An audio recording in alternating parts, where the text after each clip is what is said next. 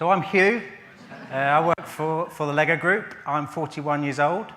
In terms of me and my education, so I am not a naturally academic person. I'm a smart guy, but I have to try really hard. So I found school, A-levels, GCSEs difficult. I really had to concentrate. I have a really short attention span. I went to university in Huddersfield. Now, I studied supply chain and logistics, and honestly, I had no idea what I wanted to do. And the only reason I chose that was because my father was a transport manager. So I kind of knew a little bit about that and where that may lead. And that's the only reason I did that course. When I got to university, I quickly realized that there's only certain modules I took that contribute to my final result. So I put all my energy into those modules because I knew, not being an academic person, I needed to do that. I came away with a great degree, but it's a story and an ethos which I've taken through the rest of my career, which is focusing on what I do well. For areas where I need development or help, I'll go and find someone that is brilliant at it, and I'll use that for to my benefit. For my year in industry, there were, down the hallway, there were all the company names on the wall. And most of them were kind of names that I knew. They were transport logistics operators in the UK, and that's where all the queues were. They were signing up to that. But I approached it slightly differently, and I wanted to find out which was the biggest company, regardless of what they did. And it was a company called Storage Tech, which no one would have ever heard of. I don't even think they exist anymore. I think they got bought out. But I researched them, and I could see they're a massive company, huge potential that could possibly offer me more than some of the other guys. So I joined that company when I left as well. And that was the first thing that bothered me in my career, was every time somebody asked me who I worked for, no one knew. It was really hard for me to kind of get any traction in conversation around the dinner table. So I kind of knew that I might have to change that at some point. So does anyone know who that is? No, apart from the Lego people. That's President Business. So if you've seen the Lego movie, you'll know who that is. So when I started at Storage Tech, I was President Business. I was amazed by this corporate environment, the suits back in those days, the Blackberries, all this stuff appealed for me. A lot of it was about image. I don't mind admitting it. And I look back, and I just think that's only, that will only get you so far. It really will. I remember going to my first company conference, and there must have been 1,000 people there. The budget must have been huge, but it blew my mind, and seeing like the GM of that organization on the stage talking and rewarding people, it was really inspiring to me. And I remember thinking, I want to be that guy. I want to be on the stage. But what I lacked at the time, and potentially I still lack it, is I had no plan of how to get there. I just knew what the end goal would feel like. A couple of years, I went up through various supply chain roles. I got the opportunity to work abroad, which was great, so early in my career. So I spent a couple of years in Holland. I came back, and that was 2 years with that company. And then I had a change of leader, and this was the first leader in my life that I didn't personally get on with. We just had a personality clash. But at the time, I didn't really reflect on myself and think, okay, how can I make this situation better? What options do I have? I just had a bit of rage against the machine, and I just started to get more and more frustrated, and I really wasn't taking accountability for my own actions and performance. So President Business is just getting really crazy. 3 years that went on for. So I was there for 5 years, 2 great ones, 3 not so great. And I look back now, and it's the most important part of my career journey, because it taught me that only I am in control of my career. I can't wait for something to happen. Just doing a good job in your job, it's not enough. It really isn't enough. But as soon as I made that realization, perhaps a bit late, but I did, then I changed roles. I changed company completely. I joined Colgate. But with toothpaste, particularly in supply chain, it's not seasonal. People brush their teeth twice a day, no matter what time of year it is. It's relatively simple to to forecast that and supply it.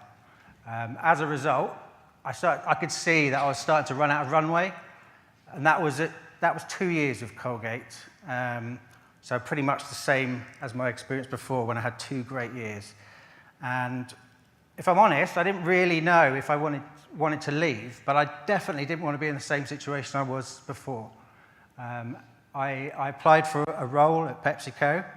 Actually, the role I applied for I didn't get, and I was gutted at the time, but they phoned me up a couple of weeks later and said, we have a different job which is more suited to your skill set. Do you want it? Of course, I said yes. And this was the only time in my life where I've received a counter offer. So I joined Pepsi, and I was at Pepsi for 10 years, and this was the company that really changed my life. So again, I moved from Colgate to Pepsi. I took a step down. At the time, I thought, okay, that's the best thing to do for me. I got to Pepsi, huge company compared to Colgate. From a supply chain point of view, much more complex. It has products that need to be chilled. It has 3PLs. It has in-house transport. It's a really big company, loads of opportunity, and it was all in one building, so I could see what the sales guys were doing, what the marketing guys were doing. And I found that really energetic. At the time, they were growing quite a lot as well. I think I was in supply chain for 2 years again.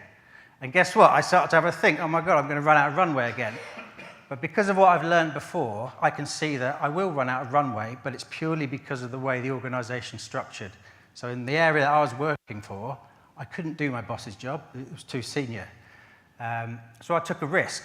And this was huge for me. I actually remember sitting at home thinking, right, I can either leave the company or I could just do something different. And I didn't want to leave Pepsi because I didn't want to just keep leaving companies after 2 years. So I went into sales. They gave me a Porsche. They didn't give me a Porsche. They gave me a Golf, whatever it was. But I went from supply chain into sales, and I started as an account executive.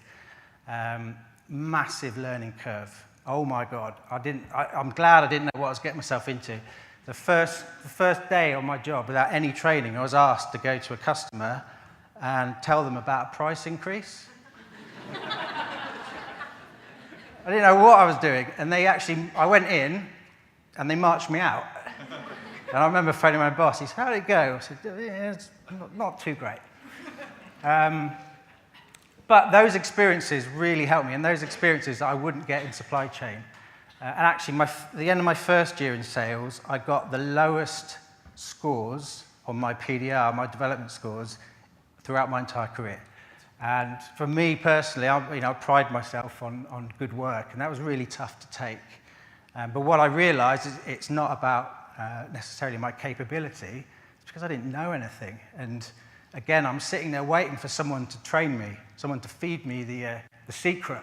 So I came back to work the next day, and I decided to change it. So I went and found the best sales leaders I could find. I went and found the people who were good with all the body language stuff that you were talking about. And I was open. I was myself, and I said to them, look, I need some help. This has happened. And you end up making really great informal networks, people that really start to help you. Actually, the following year, I got the highest scores that I've ever got on my personal development. So for me personally, that was a really hugely satisfying thing. It turned out I was actually quite good at sales in the end. I mean, I had some great jobs. I managed our products in Starbucks and Costa, in Subway sandwiches. I got to go to Florida, all these great experiences that there's no doubt in my mind that would never have happened if I had have stayed in supply chain. Now, towards the end of my 10 years at PepsiCo, this is something that I didn't consider when I started out. Things changed in my personal life, where I needed a company around me to support me through that, and Pepsi did that. The birth of my son really changed my life. He was born with Down syndrome, and we didn't expect that. And the company pretty much allowed me the time and space to come to terms with that without putting the pressure on me, And there would be a time where you would have to have that dialogue if that's continuing. But I place such a high value on that now that's why PepsiCo is so, it's inside me, and it's mainly because of that, because of what they did. But 10 years passed by, and a lot has happened in that time, and I felt like I needed a new career, or a new job. And interestingly, the guy at the Lego Group who recommended me for the role that I currently do, he was the guy who gave me the time off when I was at Pepsi. So clearly he valued me, and you touched on it earlier, that it's so important that everybody you speak to every day could have an influence on your career in a way that you don't think right in that moment.